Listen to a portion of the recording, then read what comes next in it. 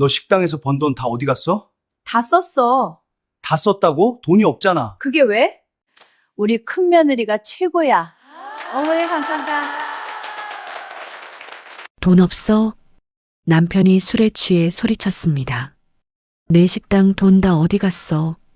저는 조용히 말했습니다. 당신 형 사업에 다 들어갔잖아요. 그 순간 남편 얼굴이 굳었습니다. 사실 그 사업, 남편과 형, 그리고 큰 며느리가 성공한 사업이라고 떠들던 그 사업은 전부 제 식당 돈으로 버티고 있었습니다. 모든 건 10번째 시댁 정기 모임에서 시작됐습니다. 거실에서는 시어머니가 친척들 앞에서 큰 며느리를 칭찬하고 있었습니다. 우리 집은 큰 며느리가 최고야. 1년에 딱 2번 강씨 집안에 정기 모임이 열리는 날이면 가은의 세계는 지독하게 좁아졌어요. 남들은 명절 끝에 휴식을 즐긴다지만 작은 며느리 가은에게 이날은 1년 중 가장 고되고 비참한 날이었죠. 시어머니 명자의 아파트 거실은 오후 2시만 되면 일가 친척들로 발 디딜 틈 없이 북적거렸어요. 아이들의 웃음소리와 어른들의 요란한 수다가 벽을 타고 넘실거렸지만 그 풍경 속에 가은의 자리는 단 한 뼘도 없었답니다. 7년이라는 시간 동안 가은은 단 한 번도 거실 소파에 엉덩이를 붙여본 적이 없었어요.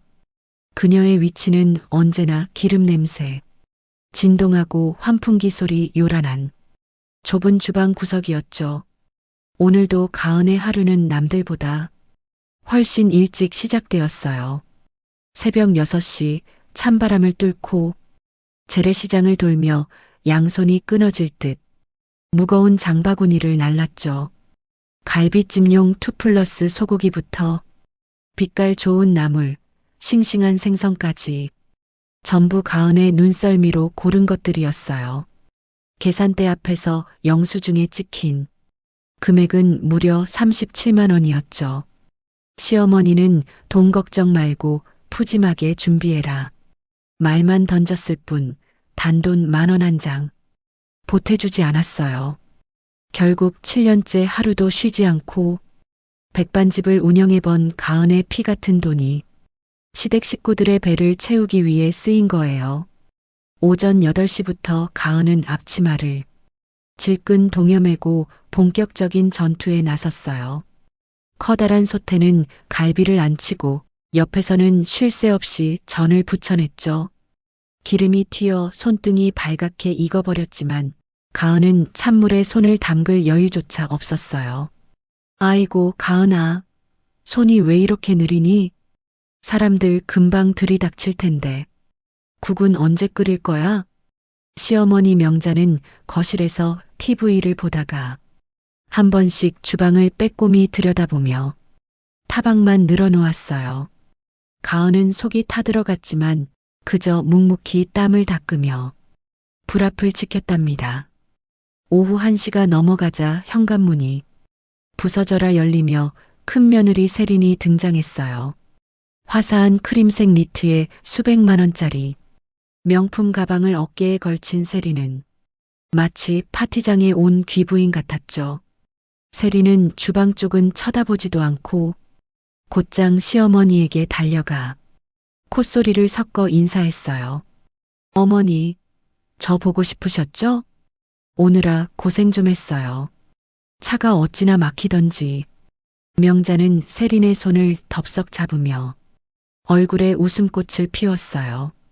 어머, 우리 세린이 왔니? 얼굴이 어쩜 이렇게 활짝 폈어? 역시 큰애가 오니까 집안 환해지는 것 좀 봐라. 거실에 모인 친척들도 기다렸다는 듯 세린을 치켜세우기 바빴어요. 세린아, 그 가방 신상 아니야? 역시 사업하는 사람은 때깔부터 다르다니까. 세린은 우아하게 머리카락을 넘기며 여유로운 미소를 지었어요. 사실 그 잘난 사업 자금의 절반 이상이 가은의 주머니에서 나간 것이라는 사실은 아무도 입에 올리지 않았죠. 드디어 가은이 차려낸 진수성찬이 상 위로 깔리기 시작했어요. 정갈하게 담긴 갈비찜과 오색 빛깔전을 보며 친척들이 입을 모아 감탄을 터뜨렸죠. 우와, 이 갈비찜 좀 보세요. 이건 웬만한 한정식 집보다 훨씬 나은데요? 누가 이렇게 솜씨를 부렸대? 그때였어요. 시어머니 명자가 당연하다는 듯 세린의 어깨를 토닥이며 대답했죠. 누구긴 누구겠어요. 우리 큰애가 또 유난을 떨며 신경 좀 썼지. 세린이가 이런 자리는 그냥 못 넘어가거든. 맛들 좀 봐요. 세린은 당황하는 기색 하나 없이 자연스럽게 숟가락을 놓으며 맞장구를 쳤어요. 에이, 어머니도 참 별거 아니에요. 다들 맛있게 드셔주시면 전 그걸로 충분해요.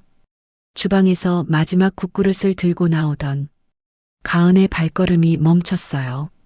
자신이 새벽부터 시장을 뒤지고 불 앞에서 씨름하며 만든 음식들이 순식간에 큰 동서의 공으로 둔갑하는 순간이었죠. 가은의 가슴 속에 뜨거운 무언가 훅 치밀어 올랐지만 그녀는 입술을 꽉 깨물고 다시 주방으로 몸을 돌렸어요. 식사가 끝나고 사람들이 과일을 먹으며 하하호 웃는 동안 가은은 산더미처럼 쌓인 설거지감 앞에 섰어요. 거실에서는 세린의 사업 성공담과 명품 이야기가 끊이지 않았지만 누구 하나 주방을 들여다보며 수고했다 말 한마디 건네는 사람이 없었죠. 남편 강태주는 한술 더 떴어요. 형 강도연 옆에 딱 붙어서 아부 섞인 웃음을 흘리느라 아내가 고무장갑을 끼고 땀을 흘리는지 마는지 시선조차 주지 않았거든요. 형님, 이번에 추진하시는 유통권은 정말 대박 날 것 같습니다. 제가 밑에서 열심히 보필하겠습니다. 태준의 비굴한 목소리가 거실을 메울 때마다 가은은 그릇을 닦는 손에 힘을 더 주었어요. 이 집안에서 자신은 그저 돈줄이자 무보수 일꾼에 불과하다는 사실이 뼈아프게 다가왔죠. 모두가 돌아가고 정막이 찾아온 저녁 7시 가은은 겨우 허리를 펴고 앉으려 했어요. 그때 아주버님 도연이 거들먹거리며 주방으로 걸어 들어왔어요. 재수 씨, 식당 요즘 잘 된다면서요? 역시 손맛이 좋으니까 손님이 끊이질 않나 봐요. 가은은 대답 없이 젖은 손을 앞치마에 닦았어요. 도연의 본론은 늘 돈이었으니까요. 다름이 아니라 다음 달에 큰 계약이 하나 있는데 자금이 2천만 원 정도 비네요. 여유 좀 있죠? 이번만 도와주면 내가 배로 갚을게요. 가은은 차갑게 식은 눈으로 도연을 바라봤어요. 아주버님, 저번 달에 빌려가신 3천만 원도 아직 소식이 없는데요. 그러자 옆에서 듣고 있던 남편 태준이 득달같이 달려와 가은의 팔을 잡아 끌었어요. 너는 형님이 어렵다는데 꼭 그렇게 토를 달아야겠어? 식당에서 돈 벌어 뭐하니? 이럴 때 가족 돕는 거지. 너 진짜 정 떨어지게 굴래? 태준의 폭언에 가은의 눈동자가 파르르 떨렸어요. 가족이라는 이름으로 저질러지는 이 끔찍한 착취가 이제는 한계에 다다르고 있었답니다. 아주버님이 운영한다는 유통창고는 시 외곽 공단 지역에 덩그러니 자리 잡고 있었어요. 겉으로는 번듯한 간판을 달고 있었지만 그 속을 들여다보면 실상은 골물대로 골마 터지기 일보 직전이었죠. 사실 창고를 뛰어다니고 거래처, 전화를 받으며 배송 일정을 조율하는 실질적인 일꾼은 남편 태준이었어요. 아주버님은 대표라는 직함을 앞세워 하루의 절반을 사무실 소파에서 낮잠이나 자며 보냈고 나머지 절반은 외부 미팅이라는 명목하에 골프장이나 다니기 일쑤였거든요. 실제로 성사되는 계약들은 대부분 태준이 발바닥에 땀이 나도록 뛰어서 가져온 건들이었지만 그 공은 언제나 아주버님의 몫이었답니다. 그날 오전 창고 직원 3명이 험악한 표정으로 사무실 문 앞에 나란히 늘어섰어요. 대표님, 이번 달도 월급이 안 들어왔습니다.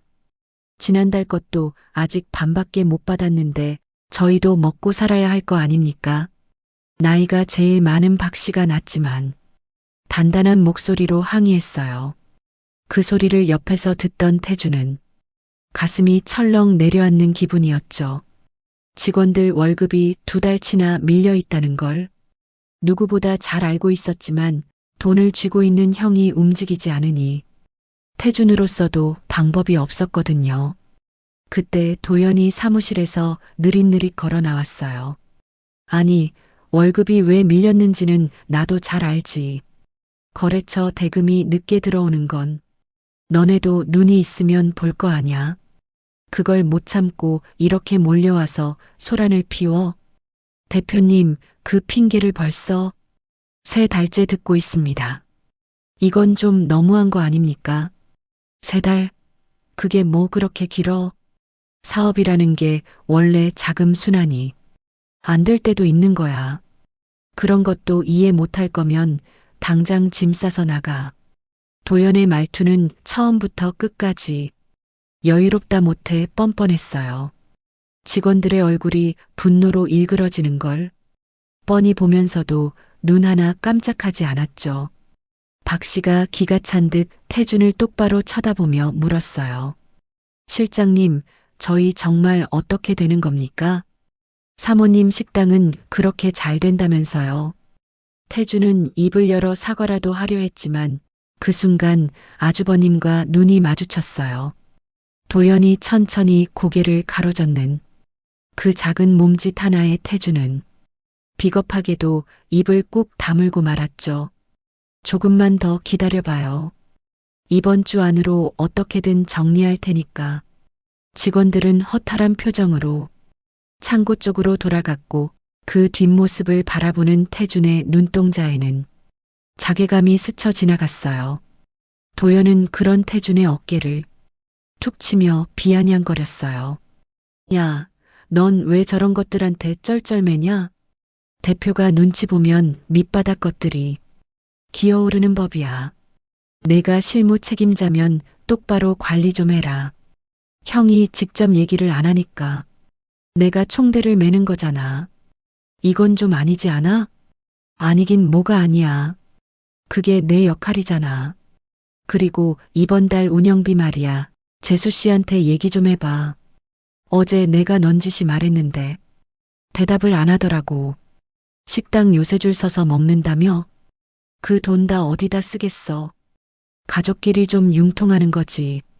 도연은 마치 남의 주머니 속 돈을 꺼내 쓰듯 아주 당연하게 내뱉고는 사무실 문을 닫고 들어가 버렸어요.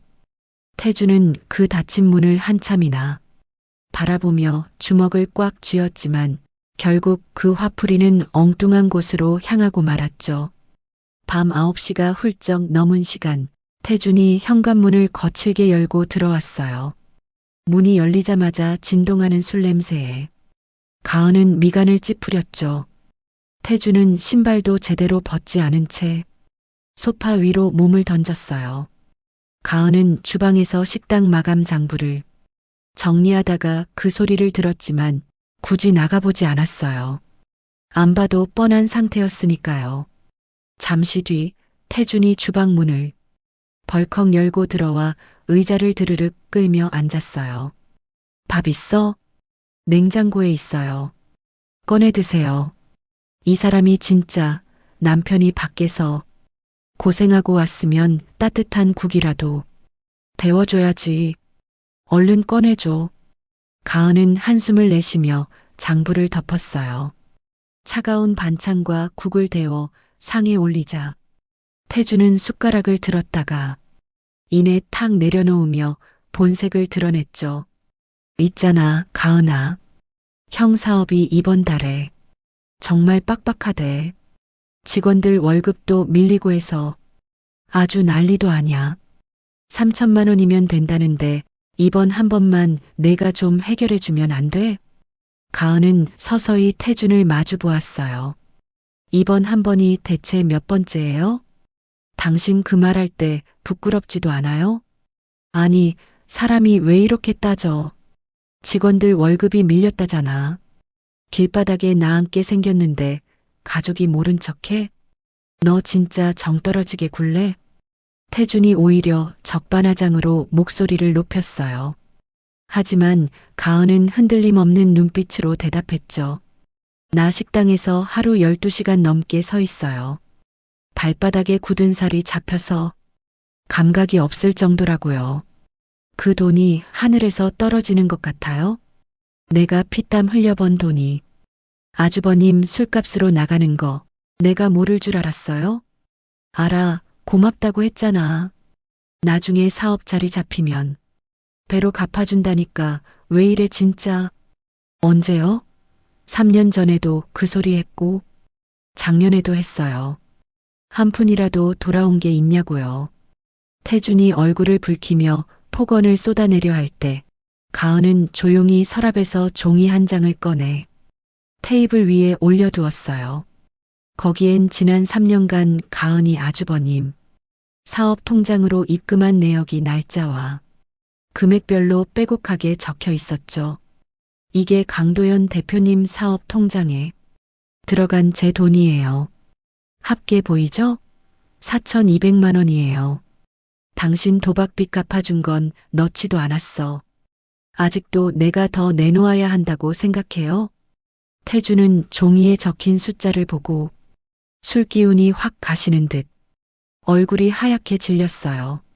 하지만 죄책감보다는 들켰다는 당혹감과 자존심 상함이 앞섰는지 그는 여전히 입술만 달달 떨며 가은을 노려보았답니다. 가은은 더 이상 말이 필요 없다는 듯 차갑게 돌아섰어요. 7년의 인내가 서서히 무너져 내리고 그 자리엔 서늘한 복수의 씨앗이 싹트고 있었거든요. 4,200만 원이라는 숫자가 적힌 종이는 테이블 위에서 싸늘하게 식어가고 있었어요. 태주는 그 종이를 치우지도 그렇다고 다시 들여다볼 용기도 없는지 그저 멍하니 허공만 응시했죠. 밥그릇은 채 반도 비우지 못한 상태였어요. 태주는 신경질적으로 의자를 뒤로 밀며 일어났어요. 술기운에 벌건 눈으로 가은을 쓱 훑어보더니 입술을 삐죽거렸답니다. 가은이 조용히 그릇을 치우려고 손을 뻗자 태주는 기다렸다는 듯 입을 열었어요. 아, 진짜.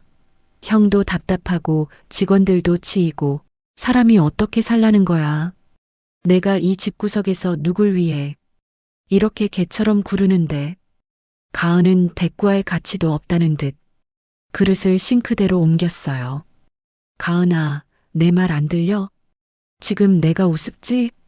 사무실 굴러가는 거 내가 다 하고 있는데 형은 대표랍시고 소파에 붙어서 지시만 하고 있고 그 스트레스를 내가 다 받아내고 있다고.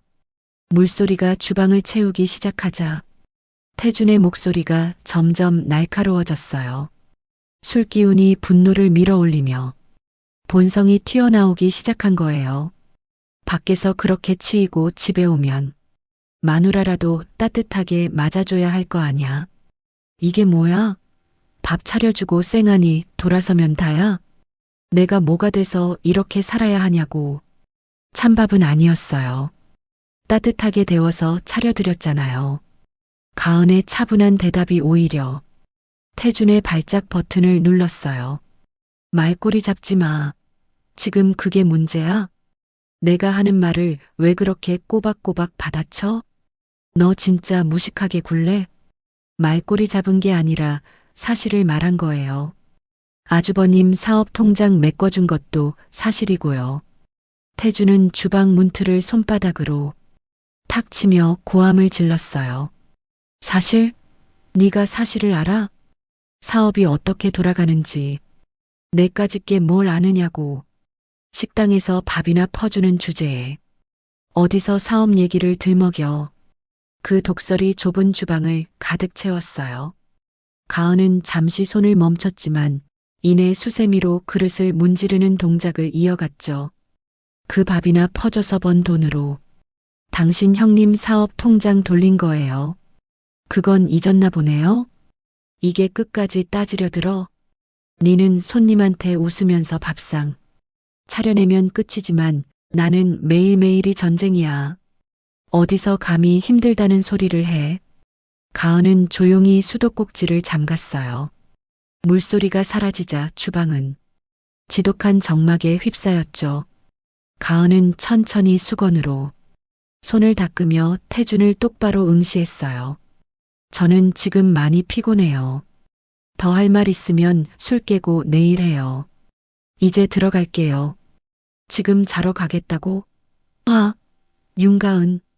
태준이 뒤에서 소리를 질러댔지만 가은은 뒤도 돌아보지 않고 방으로 들어가 문을 잠갔어요. 혼자 남겨진 태준은 씩씩거리며 냉장고 문을 발로 찼지만 가은의 마음은 이미 그 문소리보다 더 단단하게 닫혀버렸답니다. 밤 11시 천장을 바라보며 누워있는 가은의 귀에는 태준의 막말이 환청처럼 맴돌았어요. 밥이나 퍼주는 사람.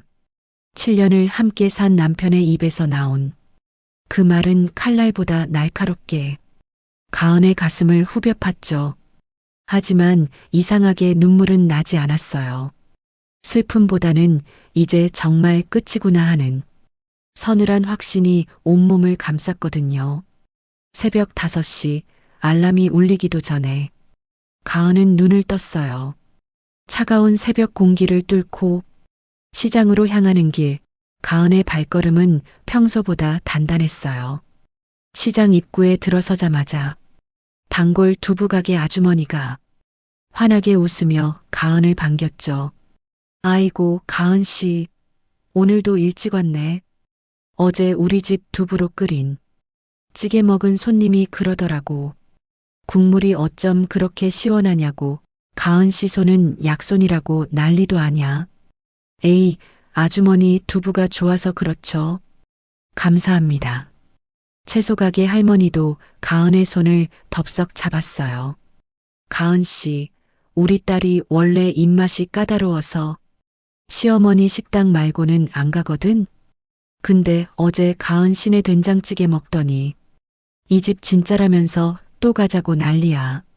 사람 입맛은 정직한 법이지. 시장을 빠져나오는 가은의 손에는 묵직한 장바구니가 들려 있었지만 마음은 오히려 가벼웠어요. 시장 사람들의 따뜻한 칭찬과 남편의 비하 발언이 극명하게 대비되면서 가은은 깨달았죠. 나는 밥이나 퍼주는 사람이 아니라 사람들에게 행복을 주는 전문가다라는 사실을요.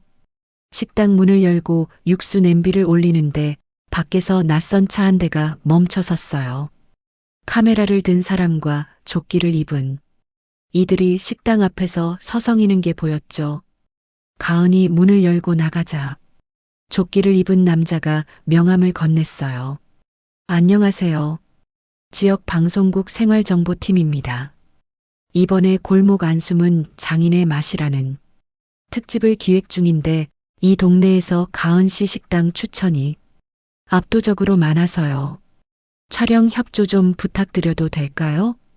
가은은 명함을 받아들고 멍하니 서 있었어요.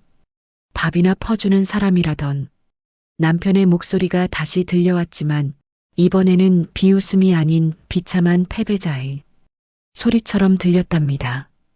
가은은 명함을 꽉 쥐고 환하게 웃으며 대답했어요. 네, 환영합니다. 들어오세요. 가은의 인생에 새로운 빛이 들기 시작하는 순간이었어요. 지역 방송국 생활정보 프로그램에 가은의 식당이 소개된 건 촬영 후 열흘 뒤의 일이었어요.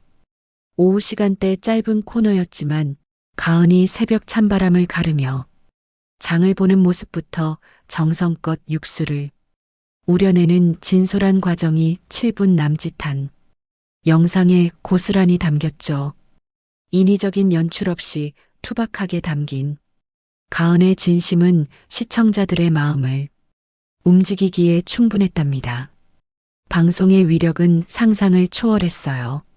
방송 다음 날 아침, 평소라면 한산했을 골목에 개점 전부터 긴 줄이 늘어섰죠. 지역 온라인 커뮤니티에는 가은의 식당을 칭찬하는 글들이 도배가 되었고, 주말에는 타지에서도 손님들이 몰려와 번호표를 뽑아야 할 지경이었어요.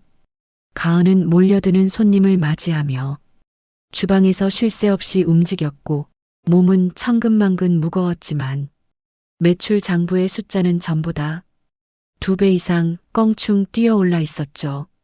하지만 가은은 그 숫자를 보며 마냥 기뻐할 수만은 없었어요. 이 피 같은 돈을 노리고 달려들 하이에나들이 이미 눈앞에 그려졌으니까요. 예상대로 시어머니 명자의 전화가 가장 먼저 걸려왔어요. 평소엔 용건이 있어도 퉁명스럽기 짝이 없던 시어머니의 목소리가 방송 한 번에 어찌나 나긋나긋해졌는지 모른답니다. 가은아, 방송 잘 봤다. 얼굴도 환하게 잘 나오더구나. 요즘 식당에 손님이 줄을 선다며? 역시 우리 집안 며느리가 솜씨가 좋아. 가은은 담담하게 대답했어요.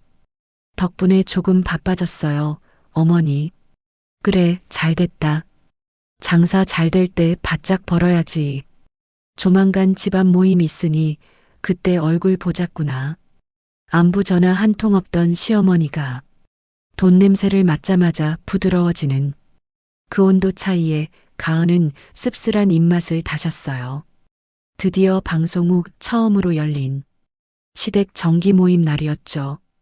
가은은 평소처럼 새벽부터 식재료를 바리바리 싸들고 시어머니 아파트로 향했어요. 거실에선 친척들이 모여 한창 수다를 떨고 있었고, 큰 며느리 세리는 이번에도 명품백을 흔들며 제일 늦게 도착해 상전처럼 자리를 잡았답니다.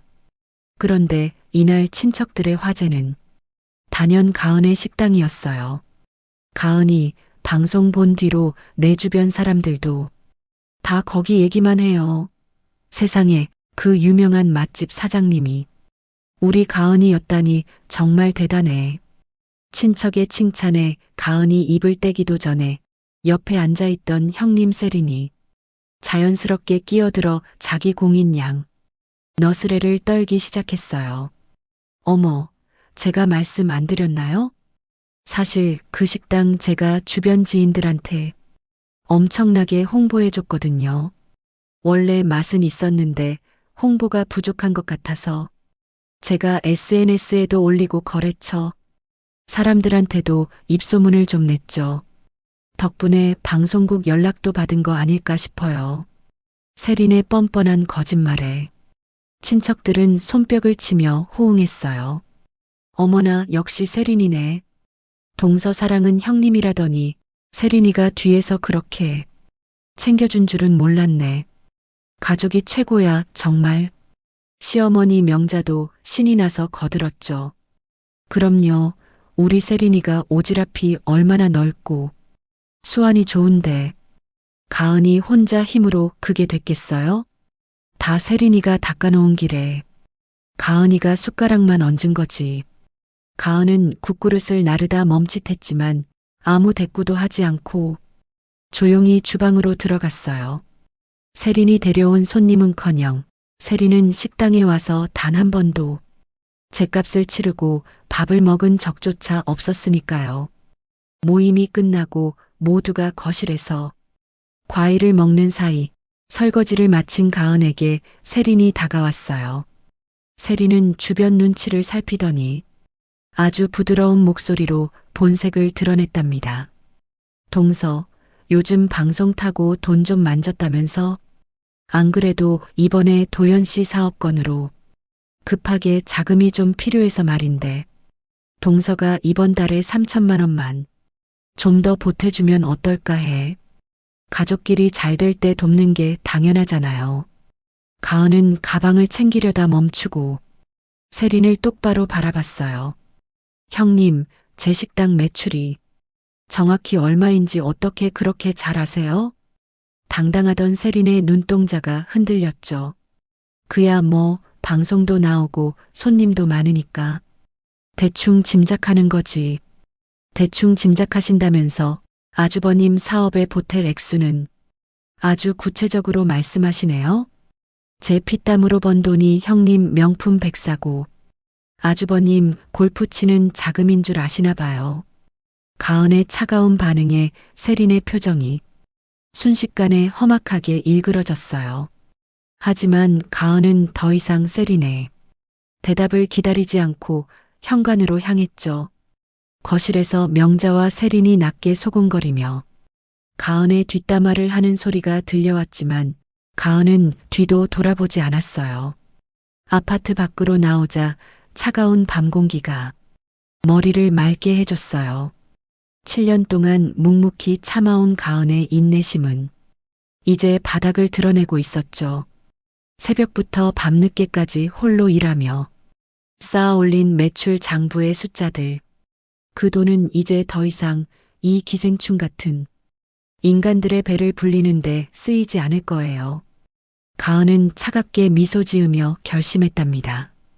이제 이 지옥 같은 관계의 줄을 내 손으로 직접 끊어버리겠다고요. 아주버님의 물류 사무실에 거래처의 험악한 항해 전화가 빗발치기 시작한 건 화요일 오전이었어요. 수화기 너머로 들려오는 목소리들은 이미 인내심의 한계를 넘어선 듯 날이 서 있었죠. 지난 2달치 납품 대금이 단 한 푼도 입금되지 않았다는 내용이었어요. 태주는 전화를 받으며 메모지에 숫자를 적어 내려갔지만 손끝이 파르르 떨리는 건 어쩔 수 없었답니다. 밀린 금액은 태준의 예상치를 훨씬 웃도는 규모였거든요.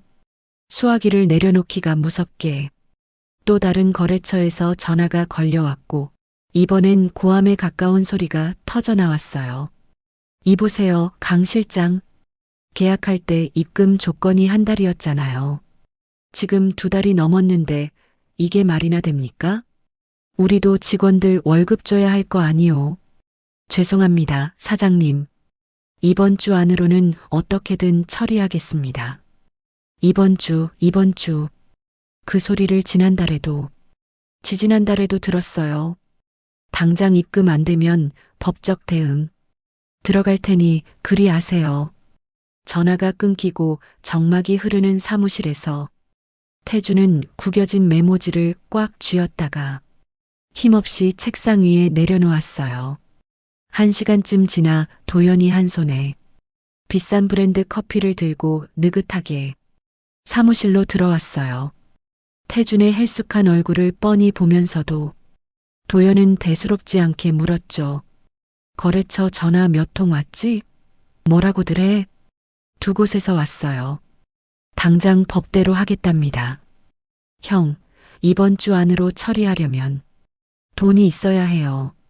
통장 잔액 확인은 해보셨어요? 확인했지. 사업하다 보면 이런 일도 있고 저런 일도 있는 거야. 뭘 그렇게 호들갑이야? 호들갑이라니요.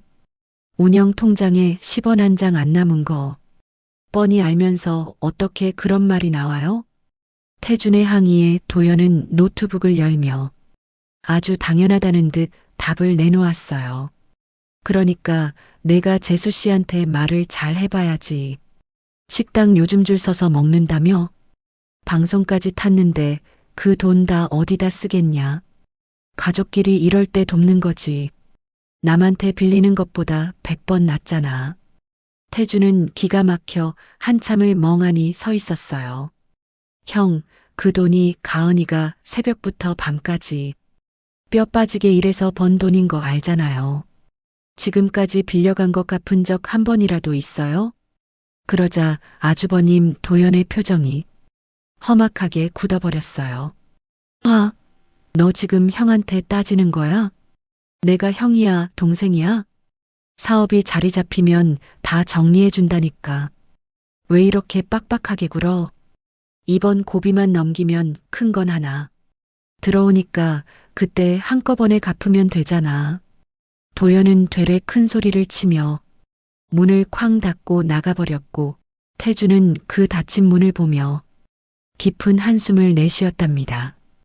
그날 밤 10시가 넘어 집으로 돌아온 태준의 어깨는 잔뜩 처져 있었어요. 현관문 열리는 소리만 들어도 가은은 남편의 상태를 짐작할 수 있었죠. 태준은 소파에 주저앉아 넥타이를 거칠게 풀어 헤치며 넋두리를 시작했어요. 오늘 거래처 두 곳에서 난리가 났어.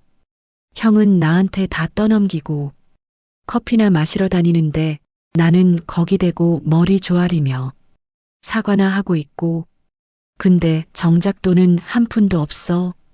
가은은 장부를 정리하던 손을 멈추고 가만히 듣기만 했어요. 밀린 대금만 4천이 넘어. 가은아, 식당 요즘 잘 되잖아. 방송 이후로 매출 엄청 올랐다는 거 나도 다 알아. 매출 올랐죠. 그래서요? 가은의 서늘한 물음에 태준이 비굴하게 손을 비비며 다가왔어요. 그러니까 이번 한 번만 더 도와줘. 거래처 정리되면 진짜로. 이번엔 내가 형한테 말해서 다 받아낼게. 응? 당신밖에 없어. 가은은 바로 대답하지 않고 태준을 뚫어지게 쳐다봤어요. 그 침묵이 견디기 힘들었는지 태준의 목소리가 다시금 거칠어졌죠. 왜 대답을 안 해? 예, 아니요 중에 하나잖아. 내가 지금 밖에서 쫓기고 형한테 치이면서 얼마나 힘든지 당신은 몰라. 집에 오면 당신마저 이러면 나는 어디 가서 숨 쉬라고. 저도 숨 쉴 공간이 필요한 사람이에요. 당신네 식구들 숨구멍 만들어주려고 내 패를 다 깎아먹을 순 없잖아요. 가은의 단호한 말에 태주는 할 말을 잃고 씩씩거리더니 결국 점퍼를 챙겨 들고 밖으로 나가버렸어요. 바람 좀 쐬고 올게 라며 신경질적으로 닫힌 문소리가 집안 전체를 울렸죠. 혼자 남겨진 거실에서 가은은 한참 동안 미동도 없이 앉아 있었어요. 그러다 천천히 방으로 들어가 서랍 깊숙이 넣어두었던 두꺼운 클리어 파일을 꺼냈답니다. 그 안에는 지난 7년 동안 시댁과 남편에게 들어간 돈들의 이체 내역서, 현금 영수증, 그리고 날짜별로 꼼꼼하게 적힌 메모지들이 가득했어요. 가은은 책상에 앉아 계산기를 두드리기 시작했어요. 아주버님 사업 자금, 시댁 제사 비용, 태준 도박 빚 갚아준 것. 하나하나 더해갈수록 계산기 화면에 숫자는 무섭게 불어났고 가은의 눈빛은 그 어느 때보다 차갑게 빛났어요. 가은은 최종 합계 금액을 새 메모지에 적고 그 아래에 오늘의 날짜와 함께 굵은 밑줄을 그었죠. 밖에서는 밤바람 소리가 요란하게 들려왔지만 가은은 더 이상 흔들리지 않았어요. 이 서류 뭉치가 어떤 파멸을 불러올지 가은은 이미 모든 계획을 머릿속에 완성해 두었으니까요. 이제 참고 버티는 윤가은은 죽었습니다. 오직 받은 대로 돌려주는 단호한 복수자만이 남았을 뿐이었죠. 그날 밤 가은이 떨리는 손으로 파일을 덮은 건 새벽 1시가 훌쩍 넘어서였어요. 계산기 화면에 최종적으로 찍힌 숫자는 무려 5,300만 원이었답니다. 식당을 열기 전 잠을 아껴가며 모았던 종잣돈부터 7년 동안 기름 냄새 맡으며 벌어온 수익이 전부 그 숫자 안에 고스란히 녹아 있었죠. 그 피 같은 돈이 어디로 흘러갔는지 파일 속에는 날짜와 통장 번호까지 아주 정확하게 기록되어 있었어요. 강도현 물류운영 통장, 남편 태준의 도박 빚 변제, 시댁 명절비와 제사 비용, 그리고 형님 세린의 허세를 채워준 카드 대납까지. 가은의 이름이 적힌 이체 내역은 마치 지옥의 명부처럼 페이지마다 빼곡했답니다. 가은은 이번에는 파일을 서랍 깊숙이 숨기지 않았어요. 오히려 보란 듯이 책상 위에 올려두었죠.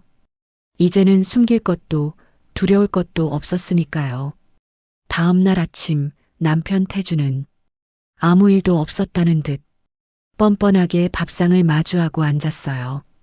어젯밤 가은에게 돈을 내놓으라며 행패를 부리고 나갔던 일도 가은이 대답을 피했던 것도 까맣게 잊은 얼굴이었죠. 가은은 아무 말 없이 밥상을 차려냈어요. 숟가락을 놀리는 태준의 손, 국을 들이켜는 입술, 그리고 아내를 그저 밥 차려주는 기계로만 여기는 그 무심한 눈빛을 가만히 내려다보았답니다. 태준이 출근하고 난 뒤 가은은 정적만 흐르는 집안에서 앞치마를 벗어 던졌어요. 그때 휴대폰 진동이 울렸고 화면에는 시어머니 명자의 문자가 떠 있었죠. 이번 주 토요일 모임 알지? 갈비찜이랑 잡채 넉넉히 해라. 15명 정도 올 거니까 시장 일찍 봐도. 가은은 그 문자를 보고 헛웃음을 터뜨렸어요. 고맙다는 말 한마디 없이 당연하다는 듯 명령하는 그 태도의 말이에요. 가은은 망설임 없이 시어머니에게 전화를 걸었어요. 어머니, 방금 문자 확인했어요. 이번 주 토요일 모임 음식 말이에요. 그래, 이번엔 친척들이 좀 많이 온다니까 신경 좀 써라. 너 방송 나와서 돈도 많이 벌었다며? 재료 아끼지 말고. 어머니, 이번에는 제가 음식 준비 못하겠어요. 아니, 안 하려고요. 수화기 너머로 지독한 정적이 흘렀어요. 명자의 당혹감이 전파를 타고 전해지는 것 같았죠. 뭐, 지금 내가 뭐라고 했니? 준비를 못한다고? 네. 식당 손님이 너무 늘어서 토요일은 제가 주방에서 한 발자국도 못 나와요. 제일 바쁜 날인데 제가 어떻게 어머니 댁까지 가서 음식을 하나요? 아니, 그래도 집안 모임인데 세린이는 그날 큰 미팅이 있어서 바쁘다잖아. 내가 안 하면 누가 해? 명자의 목소리가 순식간에 날카로운 고함으로 변했어요. 어머니, 형님은 7년 동안 모임 음식 한 번 준비한 적 없어요. 미팅이다 뭐다 핑계대며 주방에 손끝 하나 안 담갔다고요. 제가 오늘 처음 말씀드리는 게 아니잖아요. 가은아, 너 지금 어디서 감히 손윗동서랑 비교를 하니? 세린이는 사업 크게 하는 사람이고 너는 식당에서 밥하는 애 아냐. 내가 몸으로 때우는 게 당연한 거지. 어디서 말대답이야. 명자의 가스라이팅 섞인 폭언이 쏟아졌지만 가은은 눈 하나 깜짝하지 않았어요. 어머니가 그렇게 귀하게 여기시는 형님한테 이번엔 직접 시키세요. 아니면 밖에서 시켜 드시든가요. 저는 이번 모임 못 갑니다. 끊을게요. 전화를 끊고 나자 가은의 손끝이 미세하게 떨려왔어요. 7년 만에 처음으로 낸 제 목소리였죠. 후련함보다는 그동안 얼마나 바보같이 살았는지에 대한 자괴감이 먼저 몰려왔지만 가은은 숨을 깊게 들이마시며 마음을 다잡았답니다. 그날 오후 식당 마감을 끝낸 가은은 장부를 펼쳐 지출 항목을 세밀하게 나누기 시작했어요. 시댁 모임 식재료비로만 3년 동안 들어간 돈이 무려 200만 원을 훌쩍 넘었더군요. 한 번에 몇십만 원씩 나갈 때는 가족이라 생각하며 참았지만 모아놓고 보니 그건 명백한 착취였어요. 남편 용돈에 아주버님 사업 자금까지 더해진 그 숫자를 보며 가은은 단호하게 볼펜을 내려놓았답니다. 가은은 휴대폰 은행 앱을 켜서 비상금 계좌를 확인했어요. 몇 년 전 직원이 사장님, 비상금은 꼭 따로 관리하세요라고 조언했을 때 만들어둔 아주 작은 통장이었죠. 가은은 이번 달 식당 수익 중 상당액을 망설임 없이 그 계좌로 이체했어요. 시댁 모임 비용, 남편 도박빚, 시어머니의 뻔뻔한 요구들. 이제 그 어떤 곳에도 이 통장에 돈이 나가는 일은 없을 거예요. 가은은 폰을 주머니에 넣으며 창밖을 바라봤어요. 어두운 골목길에 가로등 불빛이 하나둘 켜지기 시작했죠. 가은의 인생에도 이제야 비로소 제자리를 찾아가는 등불이 켜지고 있었답니다. 떠들썩한 싸움도 거창한 선언도 없었지만 가은은 조용히 그리고 완벽하게 인생의 방향키를 돌렸어요. 이제 이 기생충 같은 가족들에게 돌아갈 몫은 단돈 1원도 남지 않았으니까요. 가은은 차갑게 식은 눈으로 어둠을 응시하며 다음 단계를 준비하기 시작했답니다. 아주버님의 물류회사가 뿌리째 흔들리기 시작한 건 가은이 자금줄을 완전히 끊어버린 지 불과 열흘도 채 되지 않아서였어요. 그동안 가은이 부어넣은 돈이 이 집안의 산소호흡기였다는 사실이 여실히 드러난 셈이죠. 거래처 두 곳에서 동시에 납품 중단 통보가 날아왔고 밀린 대금을 당장 입금하지 않으면 법적 조치에 들어가겠다는 최후 통첩이 이어졌답니다. 태주는 문자를 확인하는 순간 손끝이 하얗게 질리는 것을 느꼈어요. 물류의 흐름이 막히면 창고 임대료는커녕 직원들의 월급조차 줄 수 없는 파산 직전의 상황이었거든요. 태주는 허겁지겁 도연의 사무실로 뛰어들어갔어요. 형, 지금 거래처 두 군데가 동시에 끊겼어요. 이거 당장 해결 안 하면 우리 길바닥에 나앉아요. 하지만 도연은 비싼 커피를 홀짝이며 모니터에서 눈도 떼지 않았어요. 다시 가서 설득해. 사업이라는 게 다 밀당 아니겠냐? 설득을 무슨 돈으로 해요? 통장에 잔고가 0원인데. 그러니까 내 처한테 가서 자금을 더 끌어오라고. 식당 대박 났다며. 태주는 기가 막혀 형을 쏘아보며 소리쳤어요. 형, 가은이가 지금까지 쏟아부은 돈이 5,300만 원이에요. 걔가 장부에 날짜별로 다 적어놨더라고요. 이제 더는 못 가져와요. 도연의 표정이 잠시 흔들렸지만 이내 뻔뻔하게 대꾸했답니다. 못 가져오는 게 아니라 안 가져오는 거겠지. 내 마누라 하나 설득 못해서 이 사달을 만들어? 무릎이라도 꿇고 빌어서 가져와. 태주는 절망적인 심정으로 형에게 마지막 질문을 던졌어요. 형, 솔직히 말해봐요. 이 사업빚 지금 정확히 얼마예요? 도연은 대답 없이 펜을 만지작거리다 나지막이 응조렸어요. 은행 두 곳이랑 사채 한 곳. 사채라는 말에 태준의 심장이 덜컥 내려앉았어요. 원금 8천에 이자 붙어서 지금 1억 가까이 돼. 작년에 급하게 쓴 게 독이 됐네. 태주는 입을 벌린 채 아무 말도 하지 못했어요. 1억이라는 거대한 숫자가 머릿속을 뱅뱅 돌았고 도연은 그 책임을 모두 태준에게 떠넘기듯 다시 서류 속으로 숨어버렸죠. 그날 밤 태준은 인사불성이 될 정도로 술을 마시고 집으로 기어들어왔어요. 주방 불을 켜놓고 장부를 정리하던 가은을 보자마자 태준은 소파에 주저앉아 절규하듯 소리쳤어요. 가은아, 이번엔 진짜 죽게 생겼어. 형이 사채를 썼대. 이자가 쌓여서 지금 1억이 넘는다고. 가은은 미동도 없이 장부를 덮으며 차갑게 물었어요. 1억이나 되는 빚을 저보고 어쩌라는 건가요? 너 식당 매출 올랐잖아. 방송 타서 돈 쓸어 담고 있다며. 그 돈 좀 내놓으라고.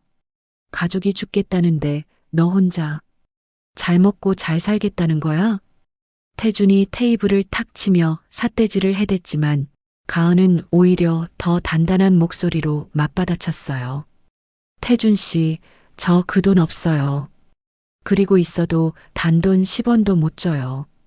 제가 7년 동안 이 집 생활비 다 대고 당신 도박빚 갚아주고 아주버님 사업 자금까지 대줬어요. 그 5,300만 원 한 번이라도 돌려준 적 있나요? 그건 사업이 성공하면 100배로 갚아준다고 했잖아. 그 거짓말, 이제 지긋지긋해요. 저는 오늘부로 이 집안에 ATM기 노릇 끝낼 거예요.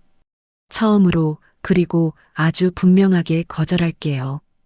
태주는 얼굴이 시뻘겋게 달아올라 가은을 잡아먹을 듯 노려봤어요.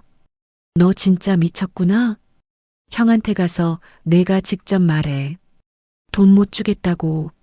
어디 내가 무사할 것 같아? 판단은 아주버님이 하시겠죠. 저는 제 인생 찾을 테니 당신도 당신 앞가림이나 하세요. 태주는 분에 못 이겨 현관문을 부서져라 닫고 다시 밖으로 뛰쳐나갔답니다. 집안이 고요해지자 가은은 떨리는 가슴을 진정시키며 다시 장부를 펼쳤어요. 방금 태준이 뱉은 숫자들, 사채 원금 8천, 이자 포함 1억을 명확하게 기록했죠. 이 빚은 가은이 만든 게 아니지만 뻔뻔한 시댁 식구들이 조만간 이 짐을 가은의 어깨에 지우려 할 것이 분명했어요.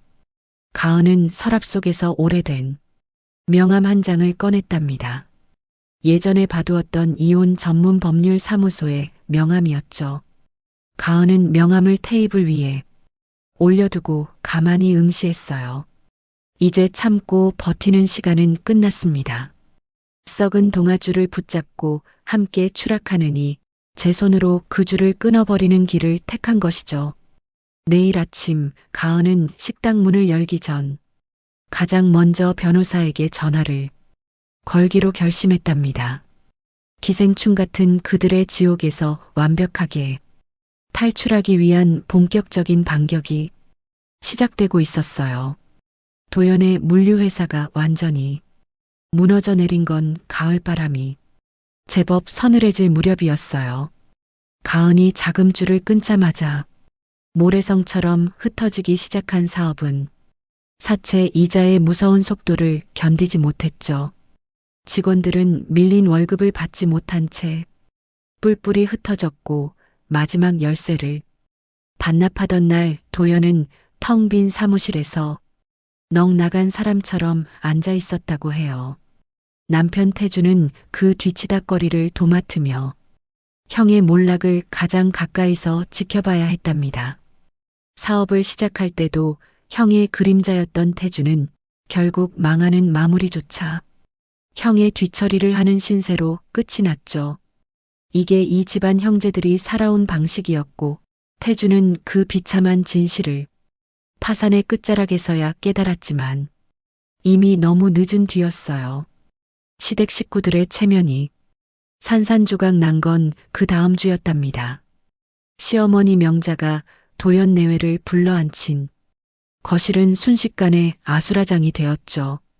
그동안 가은을 무시하며 우아한 척하던 세린이 가장 먼저 본색을 드러냈거든요. 내가 뭘 알았겠어요? 사업은 도연 씨가 다 알아서 한 거잖아요.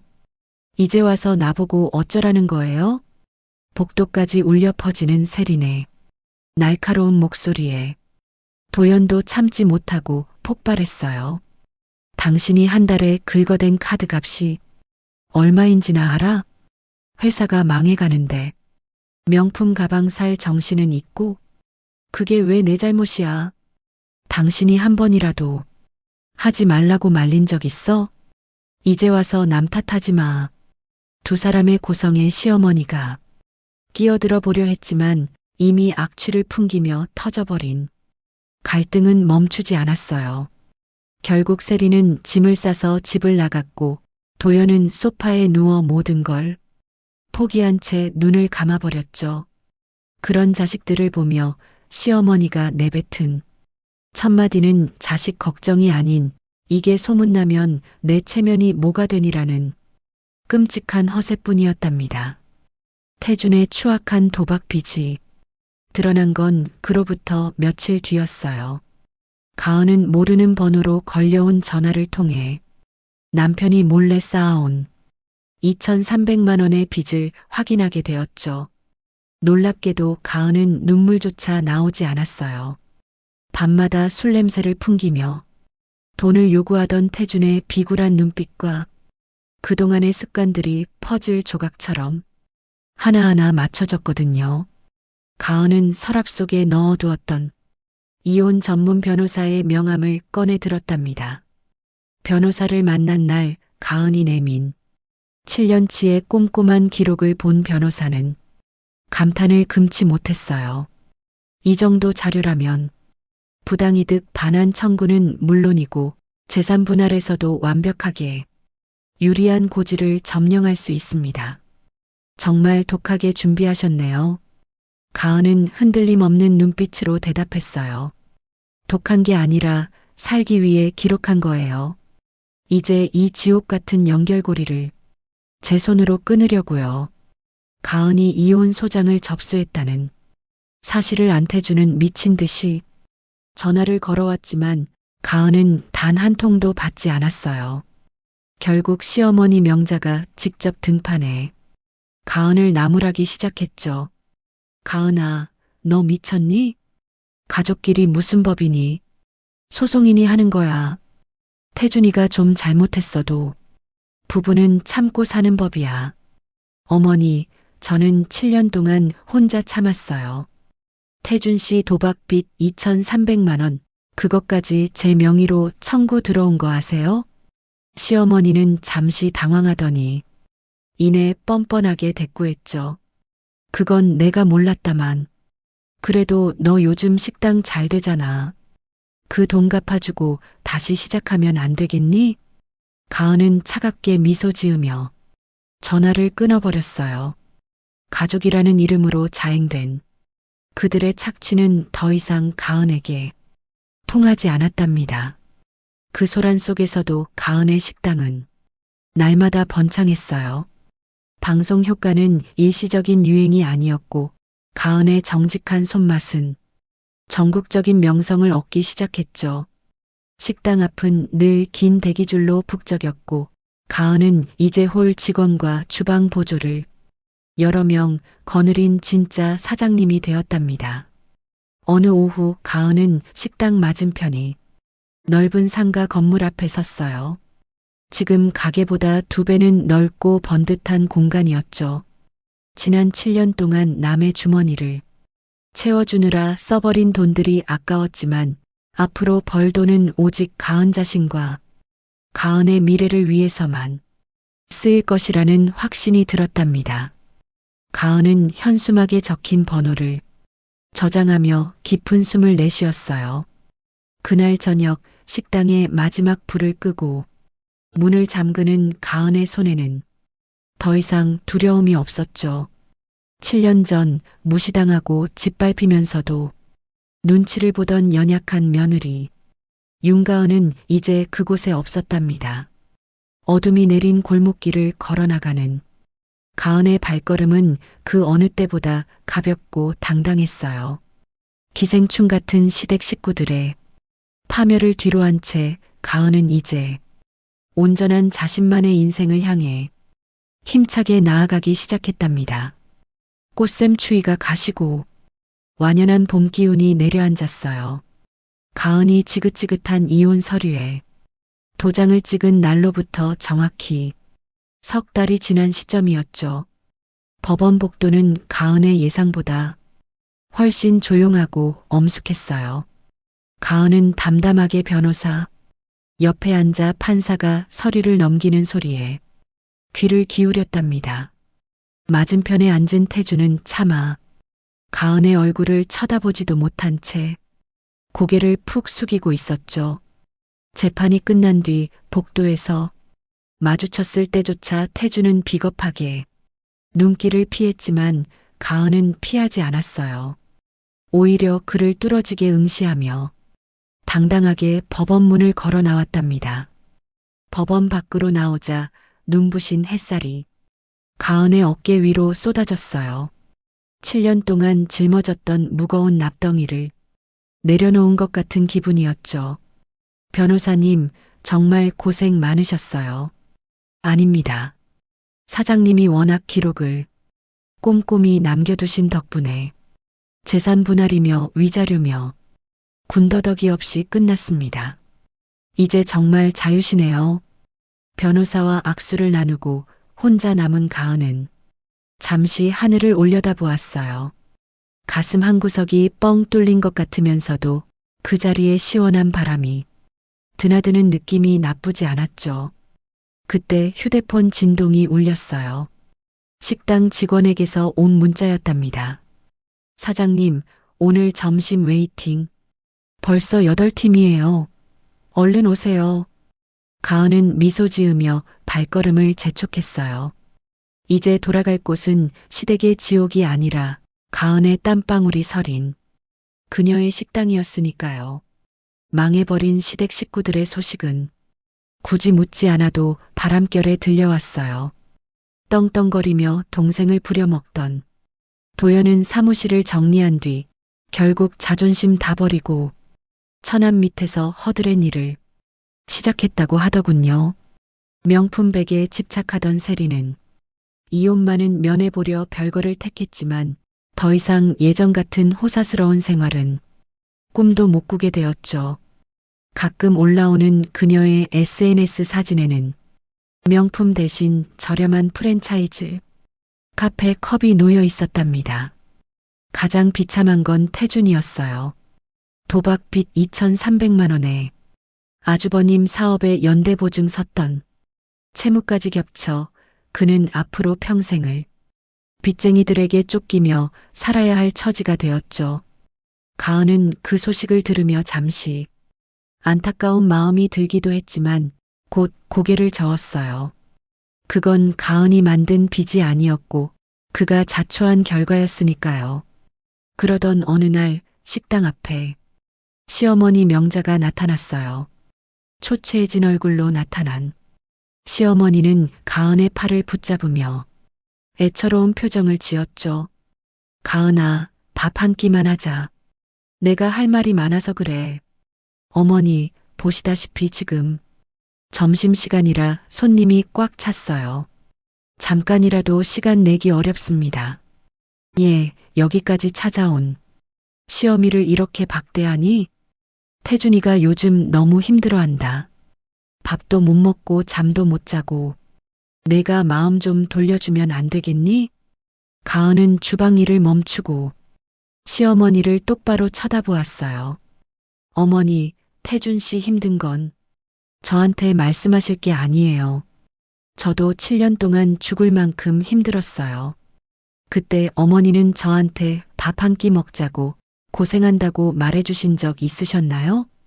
명자는 입을 벙긋거리다 아무 말도 하지 못했어요. 가은은 차갑게 돌아서며 덧붙였죠. 제가 연락드릴 때까지 다시는 찾아오지 마세요. 장사에 방해됩니다. 명자는 식당 안 손님들의 따가운 시선을 견디지 못하고 도망치듯 자리를 떴답니다. 그로부터 2주 뒤 가은은 식당 맞은편 더 넓고 번듯한 건물 계약서에 도장을 찍었어요. 지금 식당의 2배는 좋게 넘는 크기였죠. 인테리어 업체 사람들과 도면을 펼쳐놓고 회의를 하는 가은의 눈빛은 그 어느 때보다 빛났어요. 주방은 오픈형으로 해주세요. 제가 요리하는 모습을 손님들이 직접 보실 수 있게요. 그리고 여긴 가족 손님들을 위한 편안한 자리를 만들고 싶어요. 사장님, 구상을 아주 완벽하게 해오셨네요. 역시 베테랑이십니다. 업체 담당자의 칭찬에 가은은 쑥스러운 듯 웃었지만 속으로는 다짐했죠. 7년 동안 남의 뒤치다꺼리하며 배운 그 고된 경험이 이제야 오롯이 나를 위해 쓰이는구나 하고요. 가은은 식당 이름도 새로 지었답니다. 남편의 성을 딴 예전 이름 대신 오직 가은 자신의 이름만 담긴 간판을 내걸기로 했죠. 가은의 부엌. 거창하지 않지만 이 공간의 주인이 누구인지 명확하게 보여주는 이름이었어요. 개업 전날 밤 가은은 새 식당 앞에 홀로 서서 따뜻하게 빛나는 간판을 바라보았어요.